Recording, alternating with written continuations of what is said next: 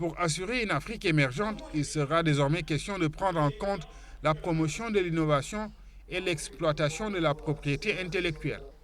C'est en substance un des enjeux qui ont réuni une cinquantaine de pays africains à Dakar. Cette initiative aiderait à mieux asseoir une compétitivité des économies africaines.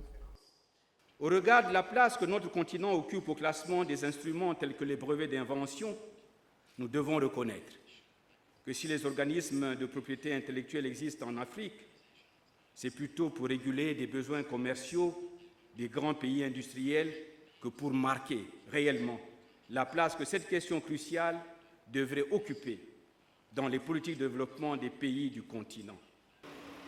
Mais faudrait-il d'ores et déjà comprendre en quoi la propriété intellectuelle peut-elle favoriser l'émergence? L'invention, ce n'est pas l'apanage des intellectuels, c'est aujourd'hui l'homme normal qui réagit par rapport à son environnement. Il faut maintenant qu'on trouve les moyens au niveau des États de les encourager et de les mettre, de trouver les moyens en relation avec le privé pour les mettre dans la production. Parce que c'est ça qui peut assurer aujourd'hui la croissance dont on parle. Et n'importe qui peut avoir une aptitude d'innovation dans la créativité. Et la plupart des économies d'innovation les plus performantes dans le monde sont celles qui ne dépendent pas des ressources naturelles, mais des ressources humaines.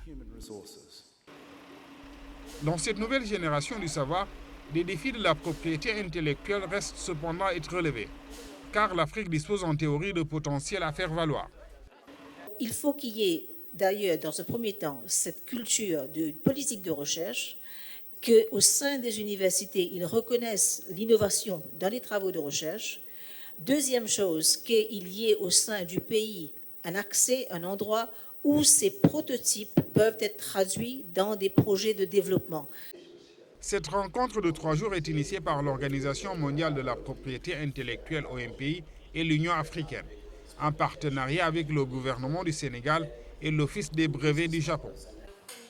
Des organismes comme le système des Nations Unies promettent déjà d'appuyer la mise en œuvre des recommandations qui sortiront des travaux.